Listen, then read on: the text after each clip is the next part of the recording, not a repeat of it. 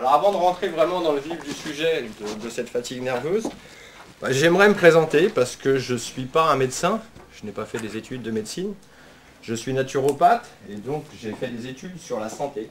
C'est assez différent, donc je pense que c'est bien que vous sachiez qui je suis, pour que vous compreniez un petit peu mon mode de fonctionnement et mon raisonnement. Donc je vais vous expliquer un petit peu ce qu'est la naturopathie. Moi je suis naturopathe depuis 92, donc ça fait 20 ans. Je suis aussi coach sportif en même temps, on fait des choses en parallèle. Et donc, qu'est-ce que la naturopathie? Est-ce qu'il y a des gens qui connaissent d'emblée ce que c'est ou pas? Non, j'ai bien fait de faire la présentation. Ok. La naturopathie, c'est l'ensemble des méthodes de soins visant à maintenir, restaurer ou optimiser la santé par des moyens naturels. Donc tout est axé sur la santé. Ok? Donc dans la naturopathie, on a des concepts, comme dans beaucoup de professions. Il y a 5 concepts fondamentaux. Ça existe depuis longtemps la naturopathie, c'est depuis la nuit des temps. Il y a plusieurs écoles, mais les concepts restent les mêmes, c'est-à-dire la façon dont on va envisager de pratiquer notre art ou notre façon de faire, selon comment on peut dire. Donc vous avez l'holistisme. Est-ce qu'au fond on voit bien? Non. Non, voilà. On vous écoute. L'holistisme, qui est, c'est des noms un petit peu compliqués. L'holistisme, ça veut dire c'est une façon d'appréhender la personne dans sa dimension physique, psychologique et émotionnelle. C'est-à-dire de prendre l'individu dans sa globalité. Il n'est pas un organe, il est un être entier. Donc c'est une approche globale. Le vitalisme,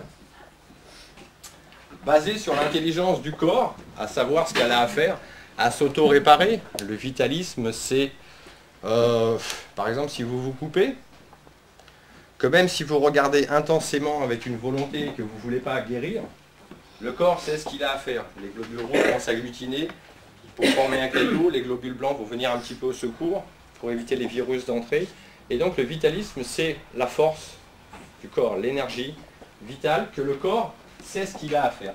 Donc, en naturopathie, on va étudier ça pour ne pas suppléer, mais simplement accentuer et faciliter ce vitalisme. Le corps sait ce qu'il a à faire, mais des fois, il a besoin d'un petit peu d'aide. Donc, on va avoir le causalisme. Le causalisme, c'est la recherche des causes. C'est-à-dire, lorsqu'on n'est pas bien, il y a des symptômes.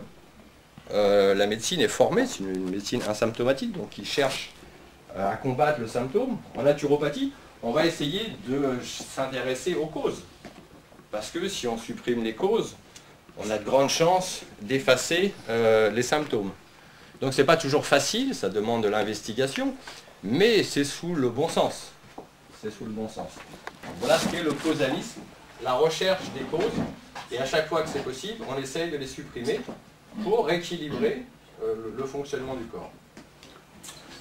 Vous avez l'émonctorisme.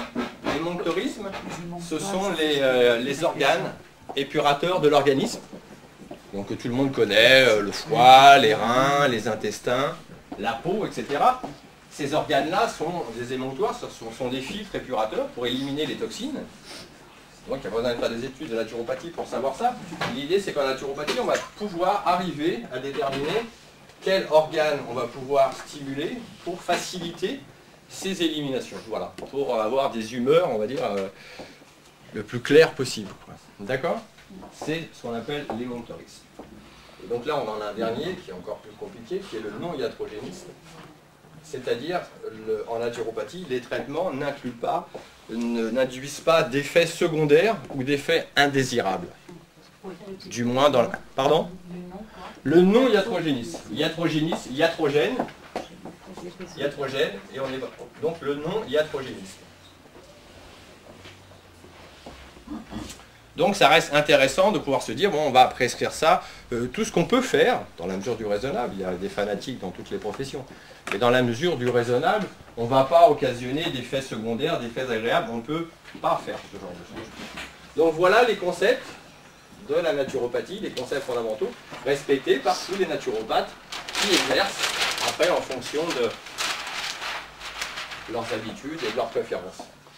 Alors souvent à la naturopathie, pour ceux qui connaissent et ceux qui ne connaissent pas, j'entends ça depuis 20 ans, donc dire ah oui, la naturopathie c'est le truc avec les plantes. non, c'est plus intéressant que ça, c'est plus compliqué. C'est surtout plus intéressant, plus complexe en fait. Donc les plantes, bien sûr, on a la phytothérapie, bien sûr que ça existe. On va tout de suite en parler, la phytothérapie, moi ça fait des années que je n'utilise plus la phytothérapie. Le pouvoir des plantes est très minime dans notre société où le corps est intoxiqué et agressé de tous les côtés. Il faut avoir un organisme très pur, très puissant, en bonne santé pour espérer que les molécules des plantes puissent vraiment agir. Donc peut-être à la campagne, dans des endroits un petit peu à l'écart, ça peut aider. Mais moi je parle, puisque je vis sur la même planète que vous, et donc je vis en ville. Être en ville, c'est quelque chose de très dur. Travailler en ville, vivre en ville.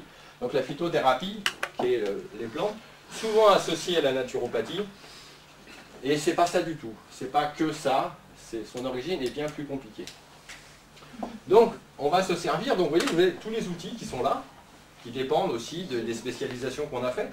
En naturopathie, on peut choisir, un peu comme en médecine, on va choisir, je sais pas, la rhumato, autre chose. Moi, j'ai choisi la psychologie dans la naturopathie, donc ça fait un terme qui s'appelle psychonaturopathe. Et donc, on étudie l'analyse morphopsychologique.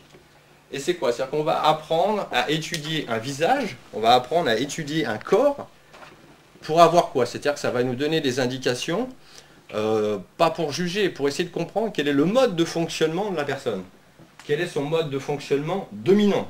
Pas complètement, mais dominant. Ça va nous aider à savoir quelle prescription, qu'est-ce qu'on va pouvoir faire avec cette tendance. Parce qu'il ne s'agit pas de faire de la prescription, dire bon, bah, on verra bien ce que ça va donner. Si on arrive à donner aux gens des choses qu'ils peuvent mettre en application parce qu'on sait que ça, ils vont pouvoir le faire, on aura beaucoup plus de résultats. Donc cette analyse morphopsychologique, elle est très intéressante. Hein? Pour simplifier un petit peu, on voit tous quelqu'un de dilaté et quelqu'un de rétracté. Voilà, selon la forme du visage, on voit un peu à qui on peut avoir affaire. Vous avez donc la nutrition très importante.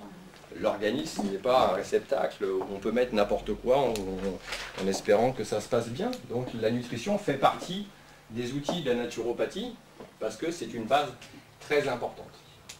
Vous avez la respiration associée bien sûr, on a les trois là, c'est-à-dire que la respiration, la relaxation, les exercices physiques, le point commun de tout ça, c'est l'oxygène. À quel point l'oxygène ça peut être important, c'est que vous pouvez rester sans manger pendant des semaines, enfin essayer, sans boire à peu près pendant 2 jours, mais essayer de ne pas respirer pendant 2 minutes, c'est déjà un exploit, quoi.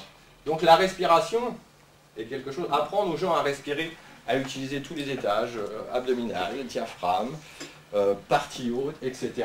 L'oxygène est quelque chose d'important, puis c'est pas encore taxé pour l'instant, donc c'est très bien. Donc on peut l'étudier d'une façon simple, la respiration, la relaxation aussi, qui ne s'applique pas à tout le monde. Il y a des gens à qui ça agace la relaxation. C'est en ça que l'analyse morphopsychologique, elle est intéressante. Il ne s'agit pas de mettre en place ce qu'on connaît, c'est-à-dire de mettre en place ce qui peut marcher. Donc la relaxation. Et les exercices physiques, qui sont une grande partie de mon travail, puisque le corps est quelque chose qui est à l'origine de notre constitution et a besoin de bouger. Il y a des choses qui ne s'usent pas si on ne s'en sert pas. Ce n'est pas le cas du corps. Il faut absolument que le corps serve. Donc vous avez aussi comme outil les compléments alimentaires. Pourquoi les compléments alimentaires? Parce que c'est assez difficile à notre époque de manger correctement. Ça suppose un gros budget, quelques connaissances, des modes de cuisson, du temps. C'est toujours assez compliqué. Donc le complément alimentaire, on en reparlera un peu plus tout à l'heure, a vraiment sa place. Voilà, surtout que ça a énormément évolué. Et là maintenant, on a vraiment des choses de qualité. Vous avez l'aromatothérapie. Donc ça, ce sont les huiles essentielles. Normalement, c'est ce qu'il y a de plus puissant chez le naturopathe. Donc ça peut s'utiliser olfactif, ça peut s'utiliser sur la peau, mais aussi en ingestion. Moi, je ne l'utilise pas en ingestion parce que ça peut être dangereux. Ça peut esquinter une muqueuse digestive. Il ne faut pas faire n'importe quoi avec ça. Entre une petite goutte sur un sucre et après les gens comme ça sent bon. J'ai arrêté de le faire parce qu'un jour, les gens assaisonnaient leur salade avec de l'huile essentielle de citron. Et ça devait être super odorant, mais ça peut esquinter. Donc je ne le fais plus, et je ne le conseille pas même, parce que c'est un vrai métier, ça peut être dangereux. Par contre, dans le bain, sur la peau, mélangé avec une huile de base, c'est très bien, ça agit quand même. Donc vous avez l'oligothérapie. Tout le monde connaît un petit peu ce que c'est les oligos. Peut-être qu'ici on est plus axé sur le lithium, mais il y en a beaucoup. C'est très facile d'être carencé en oligo-éléments à notre époque. C'est ce qui résiste le moins au mode de culture, au mode de cuisson, et donc d'une façon isolée, on a une bonne activité. Et puis c'est pas très cher, c'est surtout ça. Donc la phyto, on en a parlé, donc je n'ai rien contre, mais je vous dis, ça dépend où et qui et quel produit. Hein. Surtout quel produit, les petites plantes en gélules qui ont été martyrisées pendant des jours et des jours pour être dans leurs petites gélules, je ne suis pas sûr qu'ils avaient l'effet. Mais si vous êtes à la campagne et vous récoltez des herbes bien spécifiques et que vous les utilisez, c'est quand même différent. Voilà. Donc, dans notre monde de fonctionnement citadin, c'est pas le top. Vous avez la gémothérapie, donc qui peut remplacer très efficacement la phyto. La gémothérapie, ce sont des bourgeons. Les bourgeons sont intéressants dans le sens où ils sont concentrés et ils sont légèrement alcoolisés pour faciliter leur pénétration dans le sang. La gémothérapie, donc, ce sont les bourgeons, c'est-à-dire on va extraire la phase ascendante de la croissance d'une plante, où on va récupérer tous les principes actifs. Un peu comme quand on est ado, toutes nos hormones se mettent en place, donc c'est là qu'on a un pic hormonal, et bien quand la plante pousse, voilà, on ne prend pas ses hormones, un peu aussi quand même, mais surtout ses principes actifs. Donc la gémothérapie, peut-être moins connue, mais là on a vraiment de très bons résultats. Vous avez aussi donc l'homéopathie. L'homéopathie qui est une branche à part, mais qu'on peut utiliser si on sait se contenter d'utiliser les bases. Un naturopathe n'est pas un homéopathe, mais à partir du moment où on étudie les bases et les modes de fonctionnement, en fonction aussi de la croyance des gens. Ce qui est important, c'est de voir ce qui va marcher, ce qu'on va pouvoir mettre en place pour les gens. Les traitements homéopathiques marchent, bien sûr. Encore faut-il en être persuadé, comprendre le procédé, et puis être un peu patient. Voilà, c'est une crise d'angoisse immédiate, c'est mieux un Lysanxia que 30 gouttes d'Ignacia Amara. Voilà. Mais on reste quand même sur des traitements qui sont des traitements peu coûteux, mais qui demandent beaucoup d'assiduité quand même. Vous avez aussi en outil donc l'aminothérapie, pas spécialement utilisée chez les naturopathes, qui sont plutôt branchés sur vraiment des choses très naturelles. L'aminothérapie, moi, elle me vient, parce que il y a 20 ans, depuis 20 ans, j'entraîne des gens dans les salles de musculation, donc on se servait beaucoup des acides aminés, des protéines en fait, d'acides aminés, la protéine, et une combinaison, une association d'acides aminés. Et donc, on donnait beaucoup ça aux sportifs qui demandent vraiment une croissance hors norme à leur organisme. Donc, on chargeait en protéines, en acides aminés, en BCA, etc. Et puis, avec les années, puis progressivement, j'ai essayé parce que finalement, les acides aminés agissent sur le système endocrinien. Et le côté magique, c'est que on s'extrait de l'effet placebo. Le système endocrinien, ça marche, ça ne dépend pas de notre volonté. Et donc, en le donnant à monsieur et madame tout le monde, selon les pathologies, mais en partie sur la fatigue nerveuse et la dépression, là, on a vraiment d'excellents résultats. Donc, je ne sais pas s'il n'y a que moi qui fais ça, mais moi, c'est une de mes spécialités. Parce que là, on peut les isoler, c'est au cas par cas, et c'est vraiment intéressant. Et ce qui m'intéresse, c'est de pouvoir aider les gens et de trouver quelque chose à chaque fois qu'on puisse mettre en place pour le trouver. Donc voilà, il y a quand même pas mal d'outils, il y en a peut-être d'autres qui utilisent d'autres techniques, le massage, le magnétisme, etc. Mais retenez bien que la naturopathie, c'est pas les plantes. C'est beaucoup plus intéressant en fait. C'est beaucoup plus intéressant que ça. Donc en naturopathie, on peut... Quels sont les champs d'action de la naturopathie? Absolument tous. Absolument tous. Sauf lésion. C'est-à-dire que la naturopathie n'est pas de la médecine. C'est pas non plus une pratique chirurgicale de reconstruction. Si vous faites renverser par un camion, cataplasme de chou, ça ne va pas aider. D'argile, rien du tout. Il faut aller appeler le 15. Donc quand l'organe est lésé, si votre pancréas ne marche plus, un naturopathe ne pourra rien faire. Si on vous a enlevé la thyroïde et vous êtes traité avec du lévothyrox, on ne peut pas redonner la vie à ce qui est mort. Voilà. On peut rebooster, on peut rééquilibrer, on peut optimiser, mais il faut qu'il y ait encore un petit quelque chose. Un petit quelque chose, donc pas de lésion. Et puis bien sûr, tout ça se fait avec un accompagnement, un soutien psychologique, parce que comprendre, c'est bien. Comprendre et ne pas appliquer, c'est ne pas avoir compris. Et donc le travail d'un bon thérapeute, c'est d'être omniprésent, constant, de pouvoir suggérer constamment pour que finalement ça rentre un petit peu dans le disque dur et qu'on ne vienne pas pour essayer quelque chose, qu'on vienne pour aller au bout de quelque chose et qu'après on soit guéri parce qu'on a réussi à mettre en application. On peut prendre toutes les notes qu'on veut, lire tous les livres qu'on veut, si on n'applique pas certaines choses, ça ne sert pas à grand chose. On accumule de la connaissance qui n'en est pas vraiment. Voilà donc pour la naturopathie. Ça vous éclaire un petit peu? Voilà.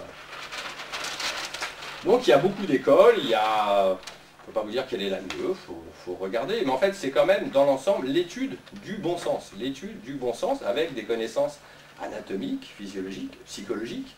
Mais on revient sur le bon sens qui se perd un petit peu de nos jours parce que tout va vraiment un peu trop vite. Donc on fasse appel à des choses des fois bien plus simples.